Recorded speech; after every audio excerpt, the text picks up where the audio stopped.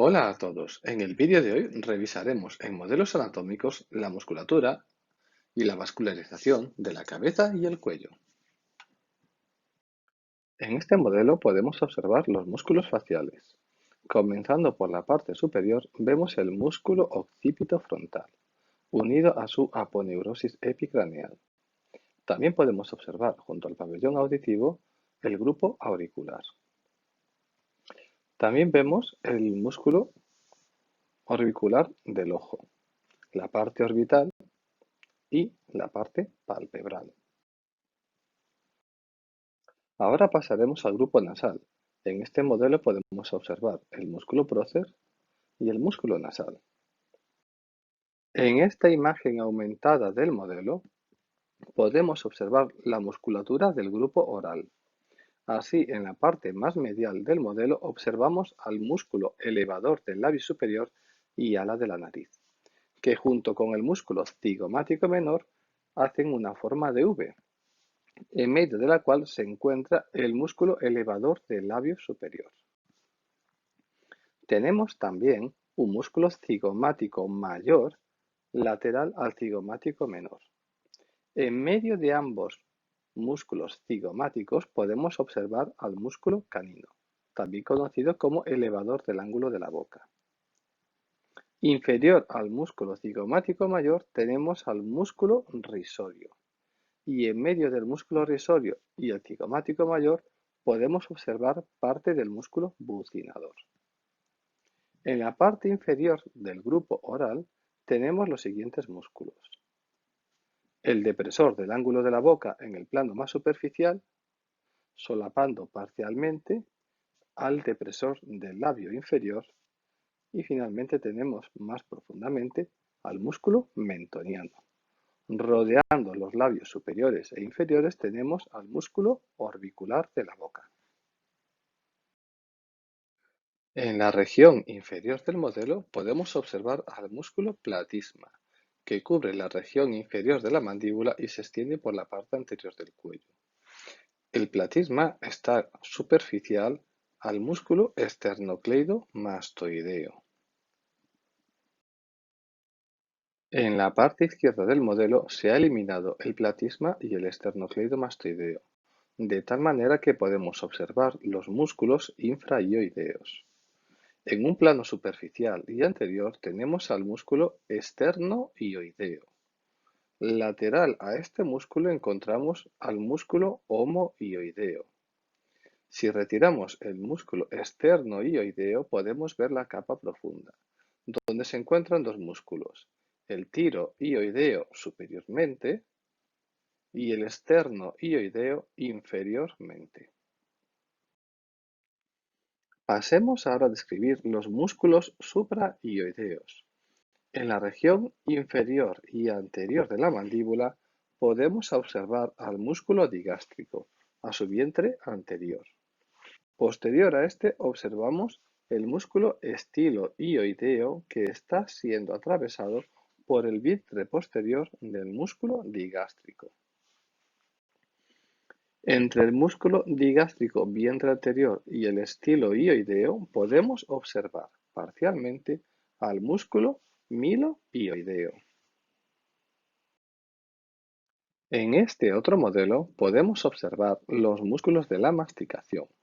En la región superior, en la fosa temporal, tenemos al músculo temporal, que con su aponeurosis en blanco se dirige hacia la apófisis coronoides.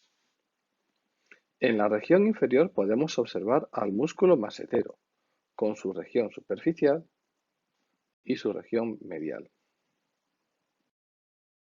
Si retiramos el músculo masetero, podemos observar cómo el tendón del músculo temporal atraviesa el agujero cigomático para unirse a la apófisis coronoides. Medial a este tendón encontramos al músculo pterigoideo lateral. Para poder observar al músculo pterigoideo medial, debemos girar el modelo en su parte posterior. Y así observamos cómo el músculo pterigoideo medial se está uniendo al ángulo de la mandíbula en su región medial y lateral a la faringe. En este mismo modelo podemos estudiar la musculatura de la cavidad oral. Además podremos observar la faringe y la laringe. Así, en esta imagen de la cavidad oral, en la parte más dorsal podemos observar el istmo de las fauces, formado por los pilares que separan la cavidad oral de la faringe. En un plano más anterior tenemos el arco palatogloso y en un plano más posterior tenemos el arco palatofaringeo. El asterisco indica la luz de la faringe. En la parte posterior y medial del modelo podemos observar los músculos de la faringe. Así se puede observar en la figura el músculo constrictor superior, el músculo constrictor medio y entre ambos aparecen las fibras del músculo estilofaríngeo. Si retiramos la musculatura de la faringe, podemos ver cómo ésta está interaccionando con las siguientes estructuras. En la región superior, con la cavidad nasal, en la región media, con la cavidad oral e inferiormente con la laringe.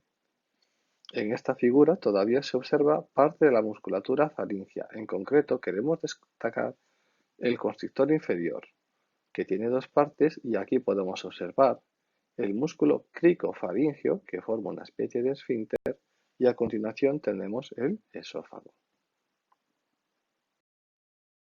Este modelo puede ser separado en dos mitades, superior e inferior, lo cual nos permite ver la interacción de la cavidad oral con la faringe.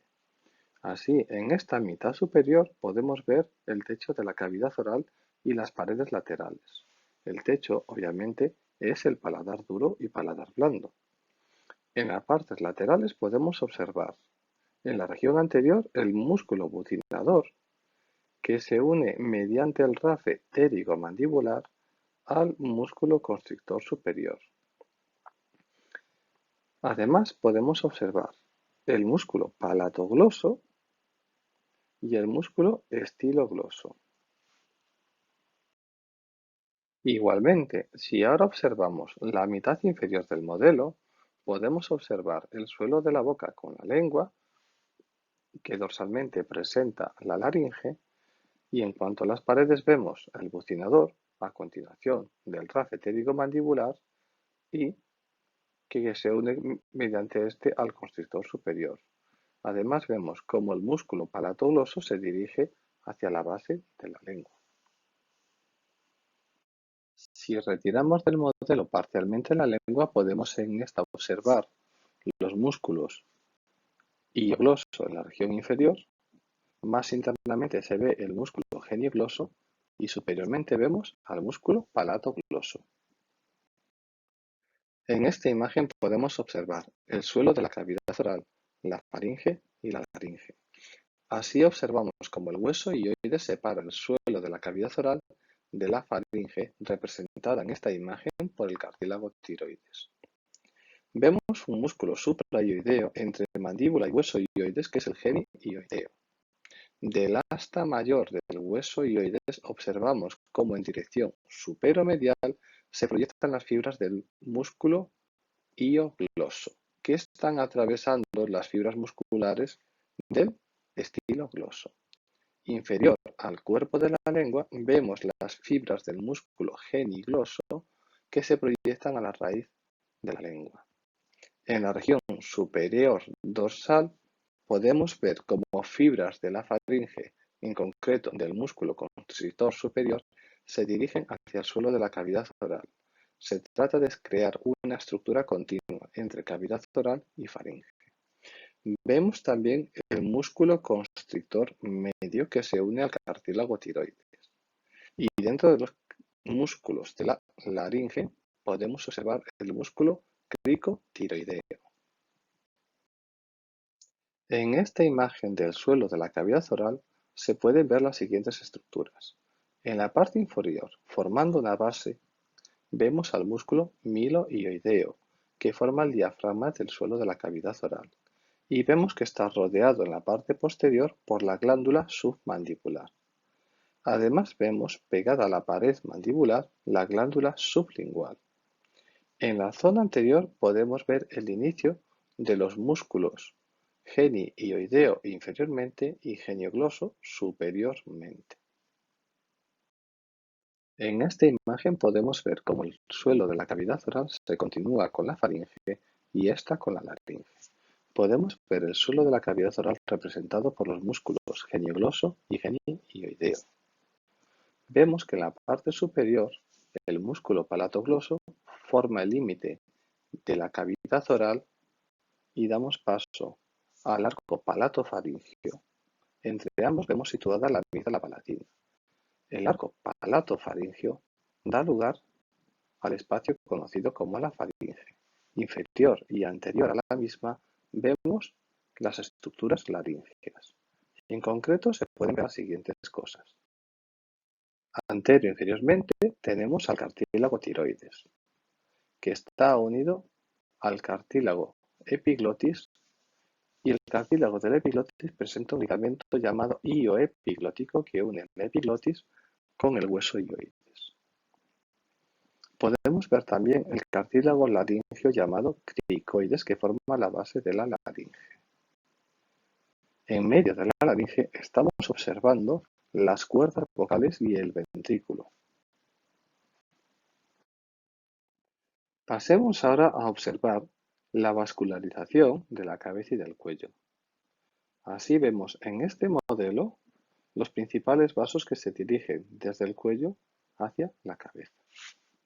En concreto, estamos viendo la yugular interna que pasa inferiormente al músculo omoioideo y también vamos a la arteria carótida común. Ambas forman el compartimento vascular del cuello. La arteria carótida común tiene como ramificaciones la carótida externa y la carótida interna. La arteria carótida externa presenta las siguientes ramificaciones que se observan en el modelo. Inferiormente tenemos la arteria tiroidea superior, de la cual se observa una de sus ramas hacia la parte interna de la laringe, que es la arteria laringea superior.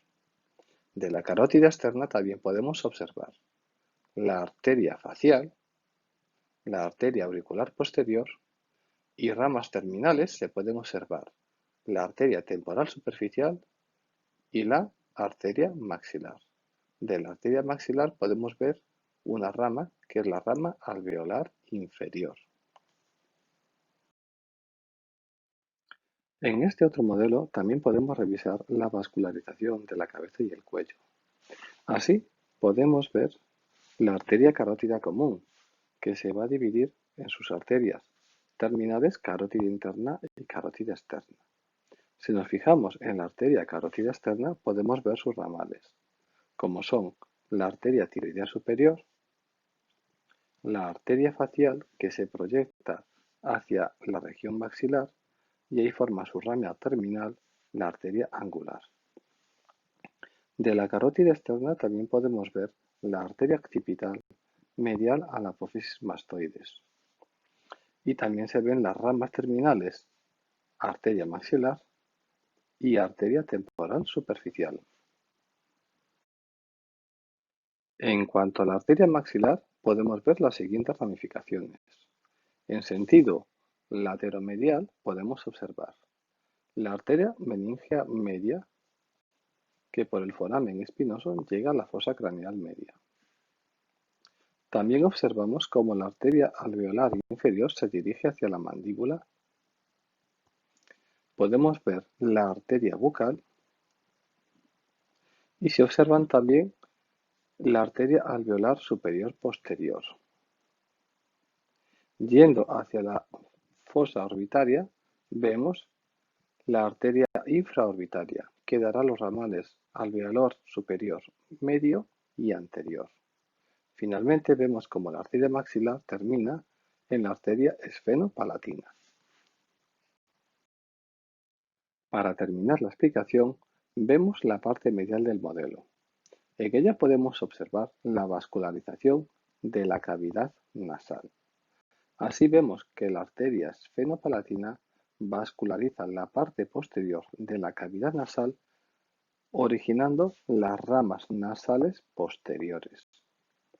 Además, podemos ver la siguiente arteria, que es la arteria etmoidal anterior, que proviene de la arteria oftálmica y esta de la carótida interna. La arteria etmoidal anterior produce una arteria llamada arteria nasal externa, que desde el interior de la cavidad nasal y entre los cartílagos nasales pasa al exterior. Espero que os haya gustado el vídeo. Muchas gracias y hasta luego.